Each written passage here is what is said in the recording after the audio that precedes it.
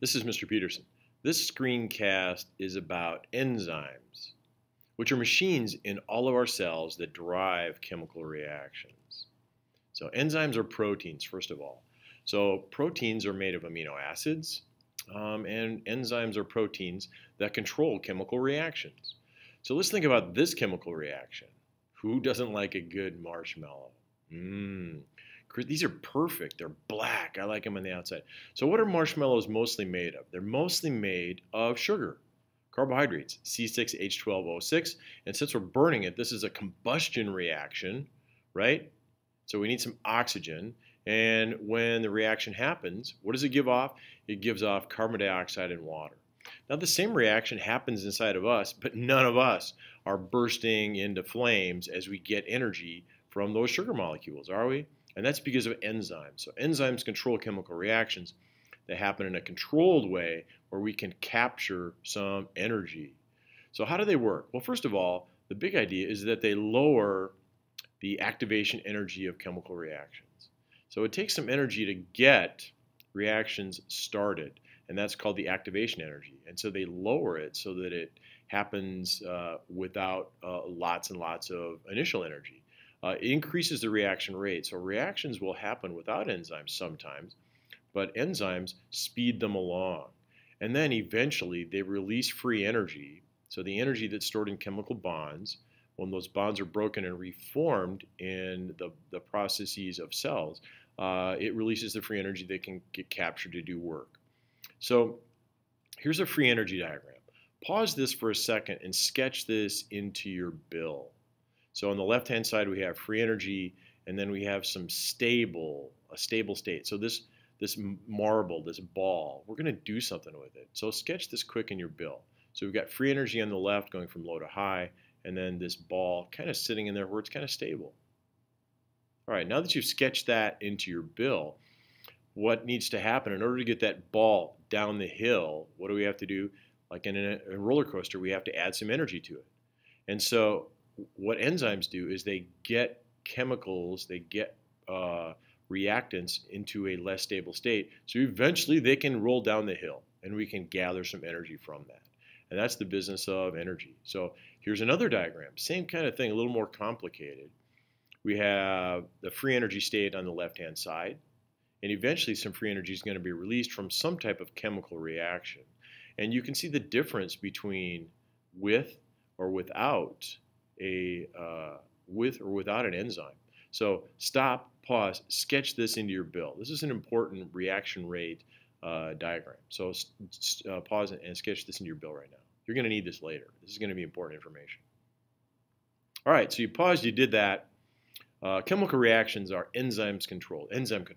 So it doesn't matter what, the chemical reactions are in cells, they're all controlled by enzymes. And they're catalysts. And catalysts are things that cause reactions to happen. That's just another name for enzymes. Sometimes you'll see that. And they're needed for almost everything. They control rates. I've already mentioned that. Without enzymes, energy gets released too quickly. So think about that marshmallow that we looked at the beginning. The energy from that, when you burn it, it goes away. It's releases heat. And enzymes help slow the reactions down enough so we can capture some energy from it. We're gonna calm things down a bit now and look at flashcards. Won't that be fun?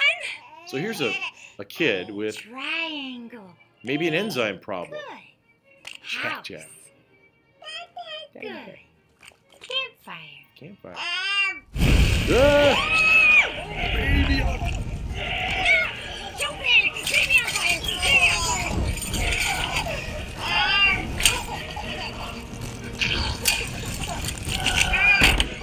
So this baby. My baby! Nice baby. You remember, and then when she gets interviewed, have you ever seen an exploding baby, Mr. Dicker? You know, he's a babysitter. An exploding baby. So maybe that baby had some problems with their enzymes. Obviously, the Jack, sorry. Ooh, go away. Whew. Yeah, right. So Here's a picture of an enzyme. Enzymes are made of amino acids. Remember, acids are monomers of enzymes. And so here's the three-dimensional shape of an enzyme. Notice it has a groove in it. So enzymes have shapes that are important.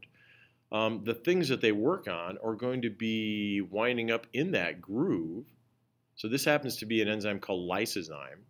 And so the red molecule that got put in there, that's what this particular enzyme is going to work upon. So enzymes have particular shapes, and they work with particular molecules. So we'll get into more of that. Only certain molecules are going to be acted upon by an enzyme. So we're going to talk about a couple of things here, substrates and active sites.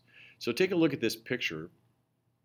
On the left-hand side is the enzyme, and then here are a couple of reactants, also known as substrates, that notice that they fit specifically in there. So this is going to, if we look at this, going from left to right here, we have a molecule that starts with two things, and we put it together to make one. And what enzymes do is when they bind to those substrates, they make them unstable enough that they can actually make them stick together so they can reform the covalent bonds between those things. So this is what do we call reactions that build things up? Those are called anabolic. So this is an anabolic reaction going from left to right. Going the other way would be a catabolic reaction. So here's a long molecule. It's a starch molecule. It's made of glucose molecules. So there's 1, 2, 3, 4, 5, 6 glucose molecules. Those are monomers put together in a polymer of amylose. And we're going to break it apart with some type of enzyme. In this case, it's amylase. So that ASE tells you that it's an enzyme. And watch, it's going to bind. What's it going to do? It's going to add some water, and it's going to break it apart. So this amylase is going to move down the line. We actually have amylase in our mouth that breaks down starches.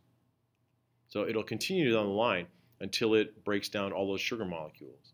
Now, there's the other direction. An anabolic enzyme would be an amylose building enzyme. So it's going to take individual monomers, and what's it going to do? It's going to put them together, kind of the opposite way. So enzymes can work in both directions. They can build things up, they can break things apart. Really important. So think about where there's a lot of building and breaking that happen in your body, right? So where does that happen? You're not making amylose. You'd have to be a plant to do that. But amylose that's a plant thing. Okay, so in review, enzymes are proteins. Proteins are made of amino acids. Enzymes are catalysts. They control the rate of reaction. They speed things up or they slow them down. They lower the amount of activation energy needed to start a reaction. Really important, really important. They have a specific shape and they only act on specific molecules. So amylase only acts on amylose, doesn't act on anything else. And only specific molecules that fit into the enzyme. So there's that lock-in key, like specific keys fit in certain locks. Enzymes can break things apart or put them together. Okay, so here's a little interesting diagram. What's going on here? We've got this, which is the enzyme, which is the substrate. Think about that. Maybe sketch that quick into your bill. All right? So enzymes, really important molecules. Hope that helps. Ooh, look at that. Here's some stuff. It's really important. Got to give those guys credit.